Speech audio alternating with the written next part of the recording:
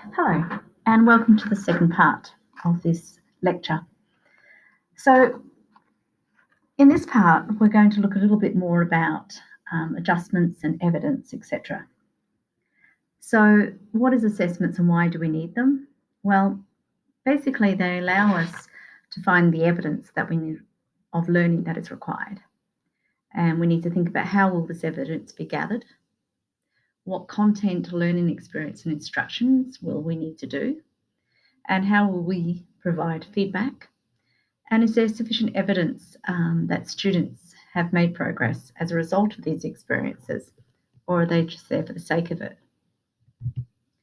So we do need to probably make adjustments to students with special education needs, and that could be students that have IEPs, individual education plans, or just making differentiation adjustments and slight modifications based on the students in your classroom.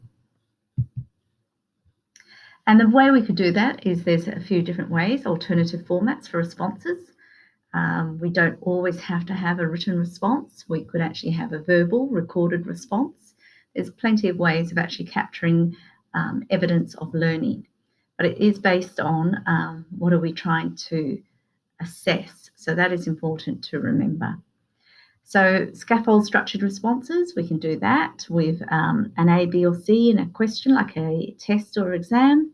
A being quite a simple question that is about declarative knowledge, and then the second question could be asking a little bit more further details, and say C could be actually asking for explanations, etc. So students still have that opportunity to be able to demonstrate what they actually know. We could actually rephrase questions. We could also make sure that we have a lot of white space around the question. We could look at using different fonts, such as the dyslexic font, etc. We could maybe possibly use simplified language, fewer questions, etc. We also, based on the students' requirements, may need to give additional time, breaks, quieter conditions, use of a reader, or such as like the C-Pen, which is now a device that has been allowed in SCARS or exams. So here is the, if you go through the PowerPoint and check this, it'll give you a list of the sorts of adjustments that can be happening for the senior years. So when we record evidence, we need to plan and gather evidence and think about how we are recording it. Some schools will use products like Sector to record students' achievement, and others will have their own spreadsheets or whatever they may use, etc. We also need to make sure that we provide students at the time where they can actually improve their learning. If we just wait until the end and we actually do a final test, then the students really don't have an opportunity to actually improve themselves. So really every lesson we should be coming out asking ourselves, have our students learnt something? There's plenty of ways we can actually look at evidence, our own observation as professionals, questioning the students, looking at peer or self-evaluation, as well as more formalised assessment activities. So we can gather a range of students' work samples, and if you're doing sketching, for example, you could actually see what they were like before they even started sketching, and then you are teaching two-point perspective or isometric, etc., and you're seeing their progress and how they're developing. You can assess students' knowledge and understanding and skills rather than facts and in isolation. So they can actually talk about what they're doing and why they're doing it. Give them the opportunity to present to an identified audience, whether it's real or simulated. Remember, most of our design briefs, when we actually create them, should always be to an audience. So it's important to think about that. Provide students with authentic and contextual learning opportunities. It is so essential that our students are motivated in what we actually ask them to do. So in the technologies learning area, we have that opportunity. How we deliver the content and how we deliver the curriculum is up to us. So we need to make sure that it's engaging for all students, not just a group. Analysing the quality of student responses. Again, we need to maybe collect drafts. If you're going to get them to create a design brief, collect it. After you've done a model one, get them to write it, collect it, give feedback and get them to write it again. I actually like to give them a 5-minute question to do. And that way, so it could be something I might give them a picture and ask them to identify and explain or describe the key principle of design or one of the key elements of design that is in the image. And again, you give them feedback. And yes, it is more time consuming, but that's what we do and that's why we do it. So we observe students, how they're going and how they participate maybe in group activities. And over a period of time, we can actually see how they're achieving. And of course, we use student portfolios, which is a nice way of actually seeing that. So again, as we are going through a project or whatever, we collect their booklets, we give them feedback, so then they can improve as they go along. And they have to have the opportunity to reflect as well. So we can use evidence to obviously evaluate student progress, decide what needs to be taught next, and maybe what needs to be retaught, determine if there's any adjustments that are required, form a judgment of student achievement at key points, inform our parents, our students, and other teachers of where the students are going, and monitor the effectiveness of our teaching and learning programs, because if they're not effective, then we have to make changes. As stated earlier in the first recordings, we need to gather valid, reliable, and useful information. It allows us to have ideas for future teaching and learning opportunities. So the types of assessment activity and the way evidence of learning will be gathered will vary. And for us, it's important to look at snapshots along the way. We have got the design process. We have design, we have production. We also have to think about responses because we have a whole section on knowledge and that students have to understand that and bring that in. So think about how you might be able to think of the different types of evidence you can actually collect.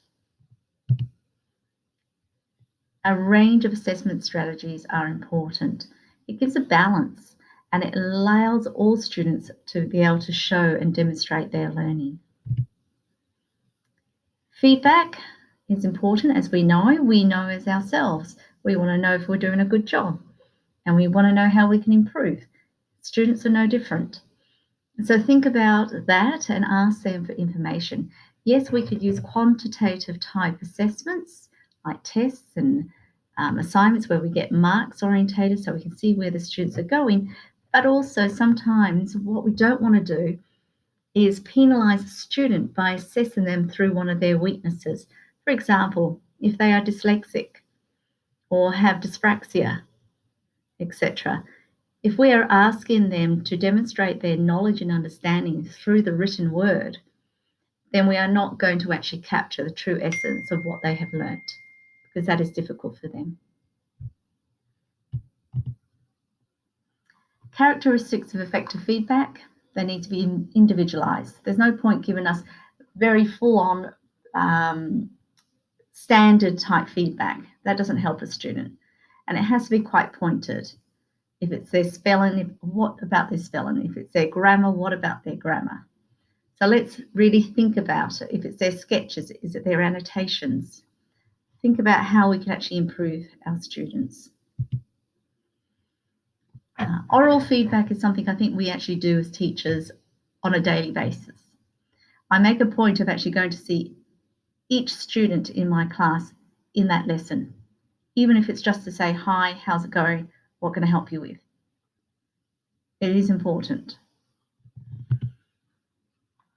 So other ways you might actually do feedback, drafts and resubmissions, right? It's a good idea.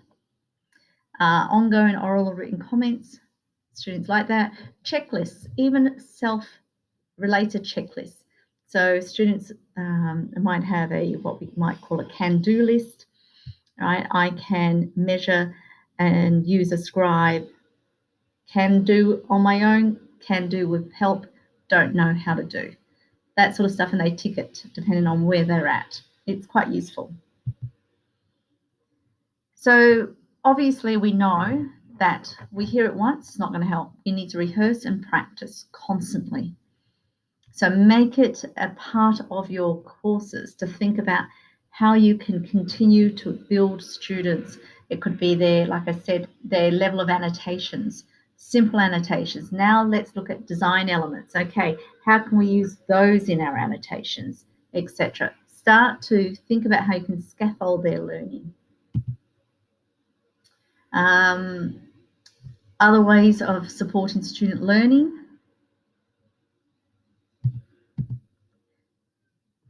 There are teaching videos here in this link, which I would leave you to have a look at, but very useful. Purpose of reporting, a few things. Reporting helps us to understand where students are at. It helps students understand where they're at. It helps the parents and carers understand where their child is at. And of course, it also goes to the Education Authority.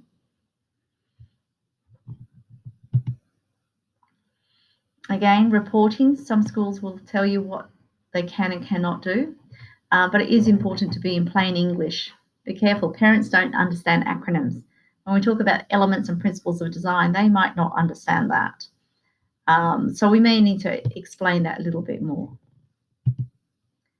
So what I've got here is I'm going to actually snap out of this, and we're actually going to go to the Honey and Munford Learning Style Questionnaire. It's at mint-hr.com/mumford.html. And it talks about what kind of learner are you? And there's different ones, and you just go through to actually do the assessment.